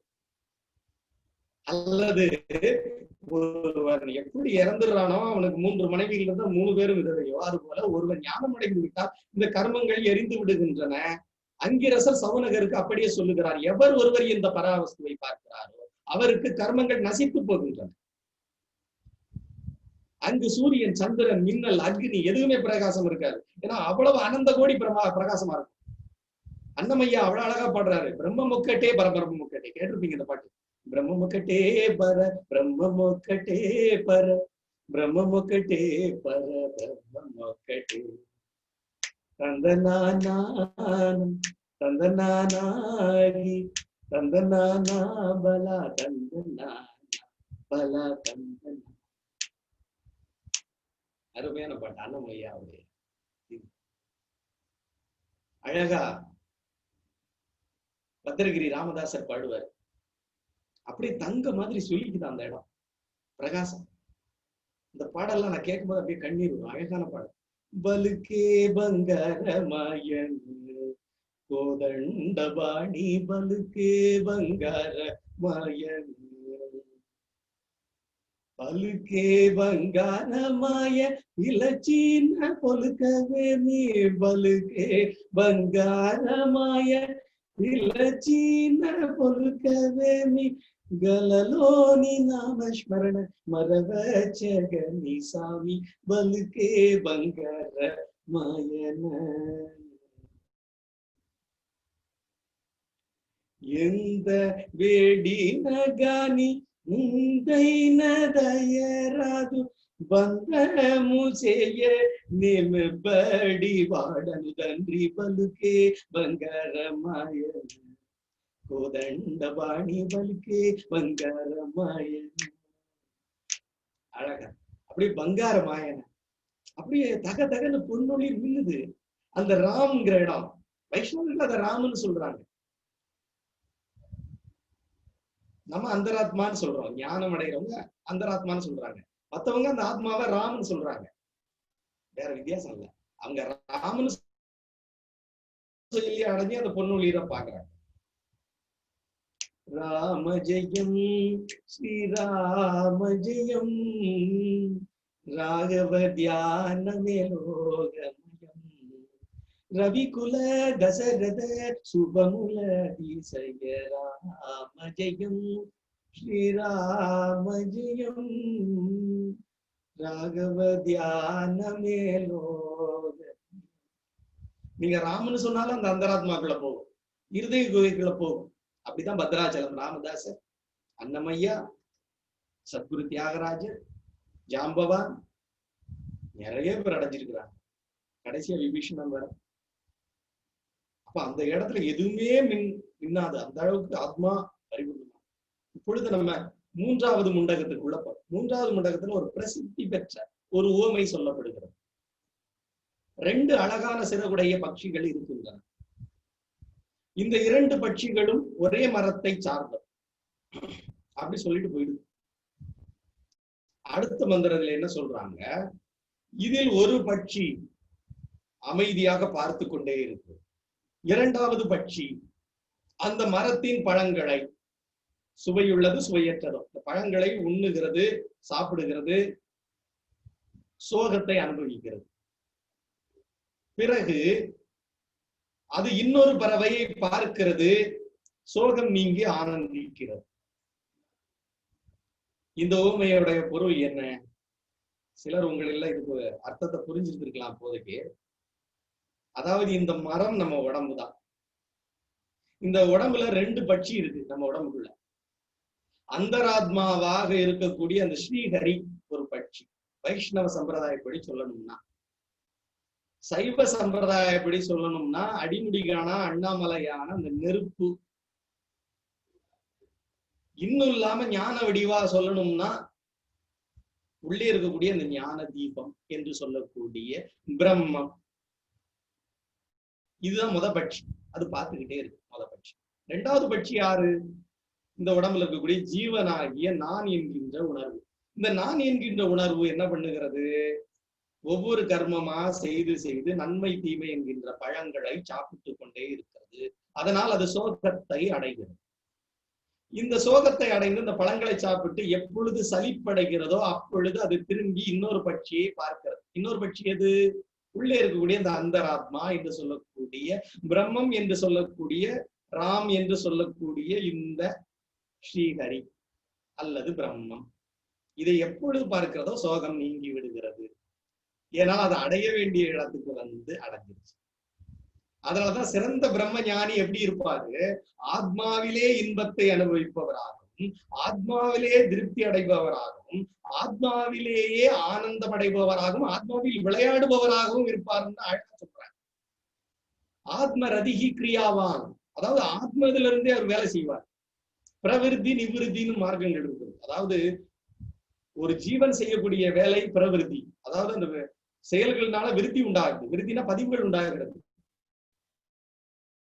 ஆனா ஆத்ம ஞானிகளும் நம்மளை போலதான் செய்யறாங்க வேலை. பார்க்க ஒரே மாதிரிதான் இருக்கு, நம்மளே மாதிரியான சரீரம். ஆனா அவங்க அந்த 2வது பட்சிக்குள்ள போய் பார்த்துட்டாங்க. அதாவது 2வது பட்சி அந்த முத பட்சியை பார்த்துருச்சு. பார்த்ததுனால இப்ப அவங்க செய்யறதும் பிரவிருத்தி மாதிரியே தான் நமக்கு தெரியும். ஏன்னா நமக்கு பிரவிருத்தி மட்டும்தான் தெரியுங்கிறதுனால. ஆனா அவங்க நிவிருத்தியில செய்யறாங்க. சோ இது அழகான ஒரு உவமையா இந்த 3வது முண்டகத்துல சொல்லப்படுது. அடுத்தது சத்தியமே வெல்லும் அப்படின்னு அழகா சொல்றாங்க. சத்தியமே வெல்லுமா? அது இப்படி இன்னைக்கு நம்ம லோகத்துல வாழ்ந்துகிட்டு தான் இருக்கோம், சத்தியம் வெல்ற மாதிரி தெரியலையே அப்படின்னு நிறைய பேர் நினைச்சிருக்கலாம். இந்த சத்தியமே வெல்லும்ங்கிறத எதை சொல்றாங்க அப்படின்னா, யாரு சத்தியத்தில் நிலையாக இருக்கிறார்களோ அவர்கள் தேவயான மார்க்கத்தை அடைகிறார். நம்ம அன்னைக்கே பார்த்தோம், தேவயான மார்க்கம் சந்திராயண மார்க்கம். இந்த தேவயான மார்க்கம் சத்தியத்தால் நிரப்பப்பட்டுள்ளது. அதனால யாரு சத்தியத்தில் இருக்கிறார்களோ அவர்கள் ரிஷிகள். அந்த ரிஷிகள் தேவயானத்தை அடைந்து அந்த ஒளியால் நிரப்பிக்கொண்டு பிறவா நிலையை அடைந்து விடுகிறார். சரி, வேற யாரெல்லாம் அடைய முடியும்? ஏன்னா 3வது முண்டகம் நமக்கு வந்துருச்சு பிரம்மத்தி. வேற யாரெல்லாம் அடைய முடியும்? பரிசுத்த உள்ளம் எவருக்கு இருக்கிறதோ அவரும் அடைய முடியும். அது என்ன பரிசுத்த உள்ளம் உடையவர்கள் அப்படின்னா, ஆசை இல்லாதவர்கள் பரிசுத்த உள்ளம் உடையவர்கள். இப்ப குழந்தைகளுக்கு எல்லாம் ஆசையே இருக்காது, சும்மா வேணா ஏதாவது அடம் பிடிக்கும், அப்படி கீழே போட்டு. அதெல்லாம் பரிசுத்த உள்ளமுடையதாக இருக்கிறது. அடுத்ததாக ஞானிகள் இருக்காங்க. ஆசைகள் 3 ஆசைகள் மிக மிக பொல்லாது என்கிறார்கள் ஞானி. மண்ணாசை, பொன்னாசை, பெண்ணாசை. இதை பற்றி உங்களுக்கு எல்லாம் தெரியுங்கிறதுனால நம்ம இதை பற்றி அதிகமாக நம்ம பேச வேண்டாம். பரிசுத்த உள்ளம் எவருக்கு இருக்கிறதோ அவரும் இதை அடைய முடியும். இன்னும் யார் அடைய முடியும்? ஆத்ம ஞானியை பூஜிப்பவன் சுக்கிலத்தை சேராமல் ஒளியை அடைகிறான். இது அங்கரசர் சவனகருக்கு சொல்றாரு. அப்ப ஆத்ம ஞானின்னு சொல்லக்கூடிய இந்த நிலையை அடைஞ்சிருக்காங்களே, அவங்கள பூஜிப்பவர்களும் இதை போய் அடைஞ்சிடறாங்க. அதனாலதான் இந்த ராமபக்தி கிருஷ்ண பக்திகள்லாம் உண்டானதுக்கு காரணம் என்னன்னா, ராமர் கிருஷ்ணர் போன்ற மகா குருக்கள் எல்லாமே மிகப்பெரிய ஆத்ம ஞானிகளாக விளங்கியவர்கள். அப்ப இவங்களை பூஜிப்பதன் மூலமாகவும் அதை அடையப்படுது. யாரெல்லாம் அடைய முடியாது அதையும் சொல்லி ஆகணும் இல்லையா? அதையும் ஒரு பட்டியல் கொடுக்கிறாரு அங்கரசர். யாரெல்லாம் அடைய முடியாது? வேதங்களை கற்றவர்கள். ஆச்சரியமா இருக்கலாம். அதாவது வெறுமனை கற்றவர்கள். அடுத்து யாரெல்லாம் அடைய முடியும்னு கடைசியா ஒரு பட்டியல் கொடுக்குறாரு. அதுல வேற மாதிரி வரும். இதே வேதங்கள் கற்றவர்களா வரும், நான் வேற மாதிரி. வேதங்களை கற்றவர்கள், விரிந்த கேள்விகள் உள்ளவர்கள். அதாவது நூல்கள் கற்றுக்கொள்ள கேள்வி அதிகமாயிட்டே யாருக்கு வர்றதோ அவங்க. ஆக்சுவலி கேள்வி குறைஞ்சுக்கிட்டே போகும். விரிந்த கேள்விகள் உள்ளது. நுண்மையான அறிவு உடையவர்கள் அடைய முடியாதுங்கிறாங்க. அதாவது நுண்மையான அறிவு இருக்கு, அதாவது என்ன பார்த்து ஆழமான அந்த விஷயத்தை என்னால புரிஞ்சுக்க முடியாது. அடுத்ததாக கர்மானுஷ்டானம் செய்யாதவர்கள். நித்திய கர்ம விதின்னு ஒண்ணு இருக்கு. இது வேதங்களுக்கு உள்ளவங்களுக்கு அன்னைக்கு சொல்லிப்பாங்கன்னு நம்ம நம்புறோம். அவங்களுக்கு எல்லாம் அடையவே முடியாது. சோ அவர்கள் எல்லாம் ஏன் அடைய முடியாது அப்படின்னா, அந்த மனம் தான் எல்லாத்துக்கும் காரணம். அந்த மனத்துக்கு ஏற்கனவே பயிற்சி கொடுத்தாங்க. என்ன பயிற்சி கொடுத்தாங்க? சாஸ்திரங்களை படிச்சு இது பண்ணி அதை ஏற்கனவே லோடு பண்ணிட்டாங்க. இப்ப இந்த மனசு பிரவிருத்தி மார்க்கத்துக்கு போயிடுச்சு. அது நிவிருத்தி மார்க்கத்துக்கு வருமா? கற்றவைகள்லயே பிடிச்சுக்கிடுது. நாம முதல் முண்டகத்துல பார்த்த மாதிரி ஆபேட்சிக சத்தியம், நிரபேட்சிக சத்தியம்னு இருக்கு. ஆபேட்சிக சத்தியத்தை பிடிச்சிட்டவங்க நிரபேட்சிக சத்தியத்துக்கு வர்றதுக்கு கொஞ்சம் சிரமப்படும். அதனாலதான் இவங்க எல்லாம் அடைய முடியாது அப்படிங்கிறாங்க. அதுக்காக இவங்க அடைய முடியாதுன்னு இல்லை, கஷ்டம். அதான் உபனிஷதம் எப்படி சொல்லுகிறது என்றால், இவர் அடைய முடியாது அப்படின்னு ஒரேடியா தடுக்கலாம். இவர்கள் வந்து அதுக்கு தகுதி இல்லாமல் இருக்கிறார்கள். அப்ப தகுதி இல்லாமல் இருக்கிறார்கள் என்று கேட்டால் தகுதியை உயர்த்தி கொள்ள வேண்டும். அப்ப பிரம்மஞானிகள் எப்படி இருப்பாங்க? அடுத்து நல்ல லட்சணங்கள் சொல்றாங்க. லட்சணங்களை சொல்லிட்டு இந்த பிரம்ம ஞானத்தை அடைய தகுதிகளோடு இந்த 3வது முண்டகம் நிறைவு பெறுகிறது. அப்ப பிரம்மஞானிகள் எப்படி இருப்பாங்க? ஆத்மாவில் திருப்தி அடைந்தவர்களாகவும். அப்ப முதல் திருப்தி, ஏன்னா அந்த உலகத்துல திருப்தி அடைஞ்சவங்க ஆத்மாவில திருப்தி அடைகிறாங்க, சலிப்புற்று. இப்ப முதல் ஆத்மாவில திருப்தி அடைஞ்சிடறாங்க. 2வது ஆத்ம வடிவினவர்களாகவும். இப்போ திருப்தி அடைகிறாங்க, அதுக்கு பிறகு அதனுடைய வடிவாவே மாறுறாங்க. 3வது பாருங்க, இப்ப ஆத்மா வடிவாகி எங்கும் அந்த ஆத்மாவை காண்பவர்களாகும், ஆனந்தமுடையவர்களாகும். ஸ்மாரக வாரக தாரக அப்படின்னு சொல்லப்படுகிறது. ஸ்மாரக என்னன்னா சத்தியத்தை ஸ்மரிப்பவர்களாகும், சத்தியத்திலே இருப்பாங்க. வாரக சத்தியத்தை தவிர வேற எல்லாத்தையும் தவிர்த்துருவாங்க. தாரக யாரு தன் நம்பி வர்றாங்களோ அவங்களெல்லாம் சத்தியத்துல நிலைவர வைப்பாங்க. அதனாலதான் உத்தம குரு என்ன பண்ணுவாராம், அதம குருக்கள் இருக்காங்க. குருக்கள்ல 3 வகைகள் இருக்காங்க. அதம குருக்கள் வந்து பேசிட்டு போயிடுவாங்க. உத்தம குருக்கள் என்ன பண்ணுவாங்க, தன்னை மாதிரியே மாத்திடுவாங்க. ஒரு மருத்துவனுக்கு சமமா சொல்லுவாங்க. எப்படின்னா, அதம குருக்கள் வந்து இதெல்லாம் மருந்துன்னு சொல்லிட்டு போயிடுவாங்க. உத்தம குரு கை கால கட்டி போட்டு வாயை திறக்க வச்சு மருந்த ஊட்டி உள்ள விட்டு தடவி கொடுத்துட்டு போயிடுவாங்க. அப்படிப்பட்ட உத்தம குருவை அவர் அடைகிறார். ஸ்மாரக வாரக தாரக சத்தியத்தின் நிலை பெற்று சத்தியம் அல்லாத மற்ற விஷயங்கள் தவிர்ந்து தானும் சத்தியத்தில் நின்று வரக்கூடியவர்கள் எல்லாம் சத்தியத்தில் நிலை பெற வைப்பவர் ஒரு பிரம்மஞானி. இத்தகைய பிரம்மஞானியை அடைய பெற்றவர், இத்தகைய பிரம்மஞானியாக இருப்பவர். அவருடைய குலத்திலேயே எல்லாருமே பிரம்மஞானியா தான் வருவாங்க. இந்த பிரம்மஞானத்தை உபதேசிக்க அல்லது இதை அடைய தகுதியுள்ளவர்கள் யார் என்று சொல்லுவதோடு இந்த உபனிஷதம் நிறைவேறுகிறது. கர்மானுஷ்டானம் செய்பவர்கள், அவர்களுக்கு இதை உபதேசிக்கலாம். கர்மானுஷ்டானம் நித்திய கர்மானுஷ்டானம் அந்தணர்களுக்கு கொடுக்கப்பட்டிருக்கிறது. அதுல நிறைய இருக்கு நமக்கு. அதாவது அதிதி பூஜை, வசவதேவ பூஜை, ஔபாசனம், நம்ம நிறைய சொல்றோம் இல்லையா? இது எல்லாம் காலையில சந்தியாவந்தனத்துல தொடங்கி இது எல்லாம் பண்றவங்க வேதத்தை உணர்ந்தவர்கள். நம்ம சொன்னோம், வேதத்தை கற்றவர்கள் தகுதி இல்லாதவர்கள். வேதத்தை உணர்ந்தவர்கள், அந்த வித்தை உணர்ந்து இனி இது அடையக்கூடிய, அதான் அபராவித்தியை செய்யறாங்க. அபராவித்தியை போதும், இனி பராவித்தியைக்கு போகணும்னு நினைக்கக்கூடியவங்க வேதத்தை உணர்ந்தவர்கள். அடுத்து ஸ்ரத்தை உடையவர்கள். இவங்கதான் இல்ல, யாருக்கு நம்பிக்கை இருக்கோ அவங்களுக்கு சொல்லு. பிரம்மத்தில் நாட்டம் உடையவர்கள், சத்தியம் எதுவோ அது எனக்கு வேணுங்க அப்படின்னு யாரு நினைச்சிடறாங்களோ அவங்களுக்கு எல்லாம் சொல்லிடுங்க. ஏகரிஷி எனும் அக்னியில் யாகம் செய்தவர்கள். இது அந்த காலத்துல ஒரு யாகம் இருந்திருக்கணும் போல தெரிகிறது. நமக்கு இதை பற்றி இப்பொழுது விளக்கங்கள் கிடைக்கல. சிரோவிரதம் என்னும் அதர்வ விரதம் அனுஷ்டித்தவர்கள் அப்படின்னு சொன்னாங்க. இவங்க எல்லாருமே இந்த பிரம்ம வித்யை என்று சொல்லக்கூடிய, நான் சொல்லக்கூடிய இந்த வித்தியை கற்றுக்கொள்ள தகுதியானவர்கள் என்று அங்கிரச முனிவர் சவுனகருக்கு கற்பிக்கிறார். எவர் ஒருவருக்கு பசிக்கிறதோ அவருக்கே உணவு கொடுக்க வேண்டும். எவர் ஒருவருக்கு பசிக்கிறதோ அவர் உண்ட உணவே ஜீரணமாகும். பசிக்காமல் சாப்பிட்டால் ஜெரிக்காது. எனவேதான் வித்தியை கற்றுக்கொள்வதற்கு தகுதி தேவைப்படுகிறது.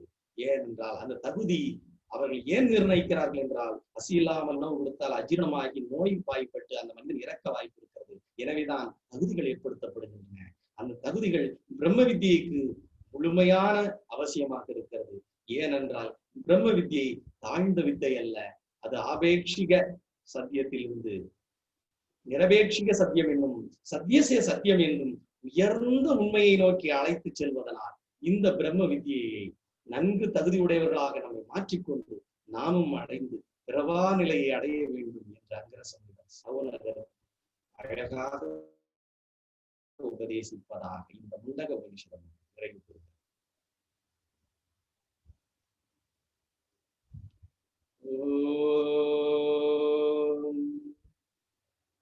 அசத்தோ மா சத்கமய தமசோ மா ஜோதிர்கமய மிருத்யோர்மா அமிர்தம் கமய.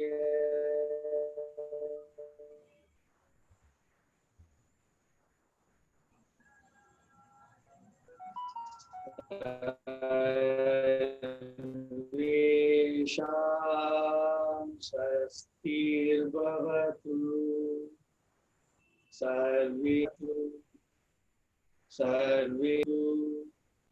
सर्वेषां मङ्गलं भवतु लोका समस्ता सुखिनो भवन्तु।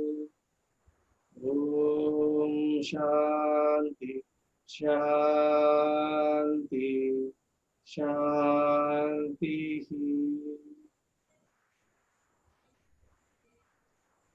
மிக்க மகிழ்ச்சி. வணக்கம் ஐயா.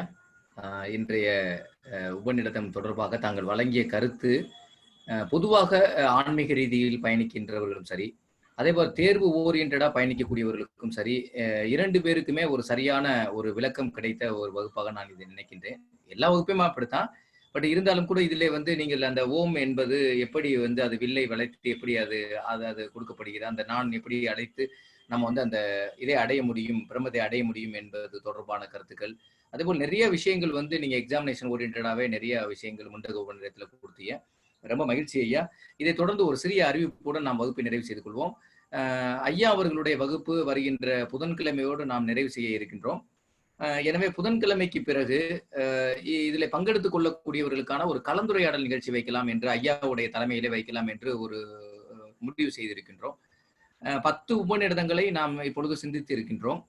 இந்த 10 உபநிடதங்களில ஒவ்வொரு உபநிடதங்களுக்கும் ஒரு 5 நிமிடம் கொடுக்கப்படும். ஐயா அந்த உபநிடத்தின் கலந்துரையாடலுடைய தலைவராக ஐயா இருப்பார். கிரேட்டர் ஐயா அவர்கள் அதனுடைய தலைவராக இருப்பார்.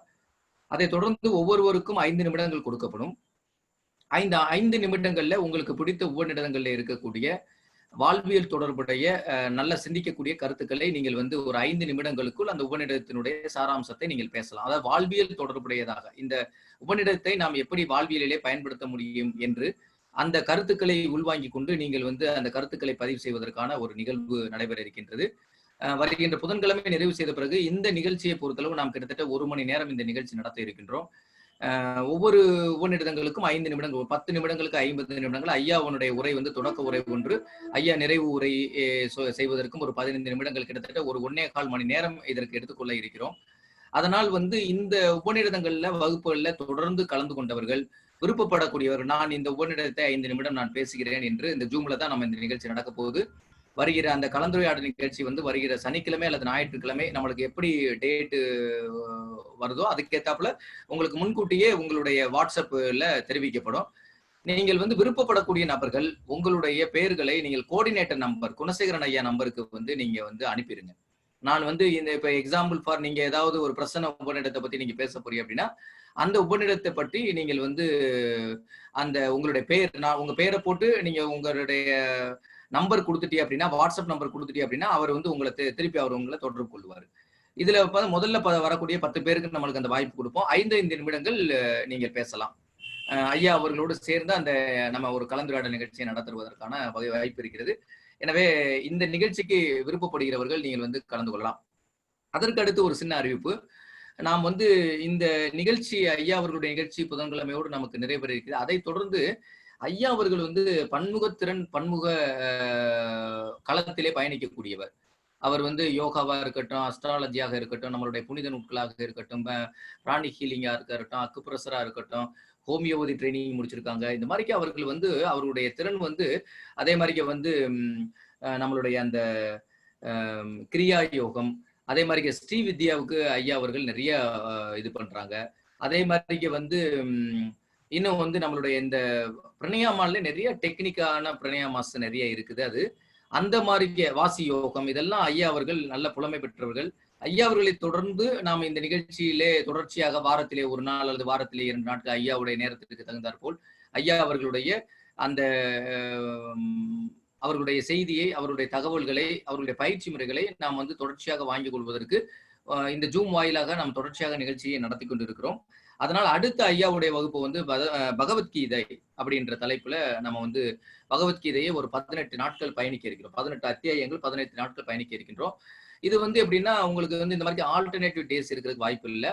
நம்மளுக்கு வீக்கெண்டில் ஏதாவது ஒரு டேட்ல வந்து அந்த மாதிரி ஒரு வகுப்பு, அதுல வந்து ஒரு மணி நேரம் 1.5 மணி நேரம் வந்து நம்மளுக்கு வந்து ஒரு ஆன்மீக சத்சங்கத்தை கேட்பதற்கான ஒரு வாய்ப்பு இருக்கின்றது. எனவே இதை தொடர்ந்து ஐயாவுடைய பகவத்கீதை, அதை தொடர்ந்து சிவசூத்திரம், அடுத்து வந்து இன்னும் வந்து சில இப்ப நாங்கள் கருத்தாளர்களை அணிய இருக்கின்றோம். கதையோகா டெக்ஸ்டை பொறுத்தளவு வந்து இருக்கிற எல்லா கதையோகா டெக்ஸ்ட்லயுமே ஜீனியஸ் யார் இருக்காங்கன்னு ஃபைண்ட் அவுட் பண்ணிட்டு இருக்கோம். அவங்க நம்மளுக்கு வந்து கிடைச்சிட்டாங்க அப்படின்னா ஒவ்வொரு கதையோக பிரதிபிகை அப்படியே ஒரு 2-3 நாட்கள் அதுக்கு தேவைப்படுகின்ற நாட்களுக்கு தகுந்தாப்பல், அதே மாதிரிக்கே வந்து கிரந்த சங்கீதை, இந்த மாதிரி ஒவ்வொரு விஷயமா நம்ம இந்த நூல்களை எடுத்துக்கொள்வதற்காக ஒரு வாய்ப்பை நாம் உருவாக்கி இருக்கிறோம். அடுத்து வந்து சைவ சித்தாந்த நூல்கள்ல இருக்க பொறுத்தளவு ஃபர்ஸ்ட் வந்து இந்த உண்மை விளக்கம், அந்த உண்மை விளக்கம் என்ற நூலை பற்றியான சிந்தனையும் நாம் செய்ய இருக்கின்றோம். அதுக்கும் வந்து வகுப்பு அடுத்து வரப்போகிறது. அடுத்து வந்து சங்கரநாராயண் அவர்களுடைய நிகழ்ச்சி தொடர்ச்சியாக நம்மளுடைய இந்த ஜூம் வாயிலாக வாய்ப்பிலே பதஞ்சலி யோக சூத்திரத்தினுடைய சூத்திரங்களை 195 சூத்திரங்களையும் ஒவ்வொரு நாளும் ஒரு 5 சூத்திரங்களாக நாம் வந்து ஒரு வகுப்பு நாம் முடிவு செய்திருக்கின்றோம். அவர்கள் வந்து அந்த பதஞ்சலி யோக சூத்திரத்தை மிக ராகமாக பாடி, அதே போல் பயிற்சி பெறக்கூடிய அனைவர்களையுமே அதை பொருள் உணர்ந்து அவர்களும் அந்த பாடுவதற்கான ஒரு பயிற்சி புலமையை உருவாக்குவதற்காக அந்த வகுப்பு ஏற்பாடு செய்திருக்கின்றோம். அதே போல் வந்து திருமந்திரத்தை பொறுத்தளவு 3000 தாண்டி சில பாடல்கள் இருக்கின்றன. ஆனால் வந்து அதிலே வந்து ஒவ்வொரு தந்திரங்களிலுமே 9 தந்திரங்கள் இருக்கக்கூடிய வாழ்வியல் தொடர்புடைய முக்கியமான பகுதிகளை மட்டும் நாம் எடுத்துக்கொண்டு அது தொடர்பான நம்மளுடைய திருமந்திர பாடல்களையும் ராகத்தோடு படிப்பது, அதை பார்த்து அதை உள்வாங்கிக் கொள்வது அப்படின்ற மாதிரி முறைகளையும் அது வந்து சங்கரநாராயணனுடைய அவருடைய வகுப்பாகவும் நாம் அமைப்பதாக இதில் இருக்கிறோம். அடுத்து வந்து பதஞ்சலியோ திருமந்திரம், அடுத்து பிரம்மசூத்திரத்தினுடைய வகுப்பையும் நாம் அமைப்பதற்கான ஒரு பிளான் பண்ணிக்கிட்டு இருக்கோம். அதனால இறைநிலை வந்து இறை அருளும் குருவருளும் எப்படி நமக்கு துணை நிற்கின்றதோ அந்த அடிப்படையிலே இப்பொழுது இந்த ஜூம் வாயிலாக நம்மளுக்கு ஒரு ஏதோ ஒரு மூலையில் இருக்கக்கூடிய ஒருவருடைய கருத்தை நாம் இருந்த இடத்திலே கேட்பதற்கான ஒரு வாய்ப்பு இருக்கின்றது. அப்படிப்பட்ட ஒரு அருமையான வகுப்புகள் எல்லாம் தொடர்ச்சியாக இருக்கிறது. இப்ப நீங்கள் இதுல தொடர்ச்சியாக கிட்டத்தட்ட 40 நபர்கள் வந்து ஐயாவுடைய வகுப்பிலே நீங்கள் பயணித்து இருக்கின்றீர்கள். இது போன்ற வகுப்புகளிலே நீங்கள் பயணிக்க விருப்பம் தெரிவிப்பவர்கள் உங்களுடைய வாட்ஸ்அப் எண்ணை வந்து நீங்க குணசேகரன் ஐயாவுக்கு நீங்க பர்சனலா அவருக்கு அனுப்பிடுங்க. அவர் ஆட்டோமேட்டிக்கா இந்த மாதிரி இருக்கக்கூடிய உங்களுடைய பெயர், உங்களுடைய அந்த இதை மட்டும் நீங்க டைப் பண்ணி அனுப்பிட்டு அப்படின்னா இது மாதிரி ஒரு வகுப்பு இருக்கு அப்படின்னா நாங்க உங்களுக்கு பர்சனலா நாங்க இன்ஃபார்ம் பண்ணுவோம். நீங்க அந்த செஷன்லயும் நீங்க கலந்துக்கலாம். அதனால வந்து அது ஒரு விஷயம். அப்புறம் அடுத்து வந்து இப்ப கலந்துரையாடல்ல உள்ளது உங்களுக்கு நீங்க இமிடியேட்டாவே எங்களுக்கு வந்து நீங்க இன்னையில இருந்தே நீங்க பெயர் கொடுத்துடலாம். ஏன்னா நீங்க பேர் கொடுத்துட்டா தான் நம்ம அடுத்த வகுப்புக்குள்ள வந்து ஐயாவுடைய புதன்கிழமை வகுப்புல நம்ம உறுதி செஞ்சிட முடியும் எல்லாத்தையும். ஸோ இந்த ஒரு வகையில நம்ம வந்து நம்மளுடைய வகுப்புகளை நாம் பயணிக்க இருக்கின்றோம். அதனால வந்து ரொம்ப அற்புதமாக வந்து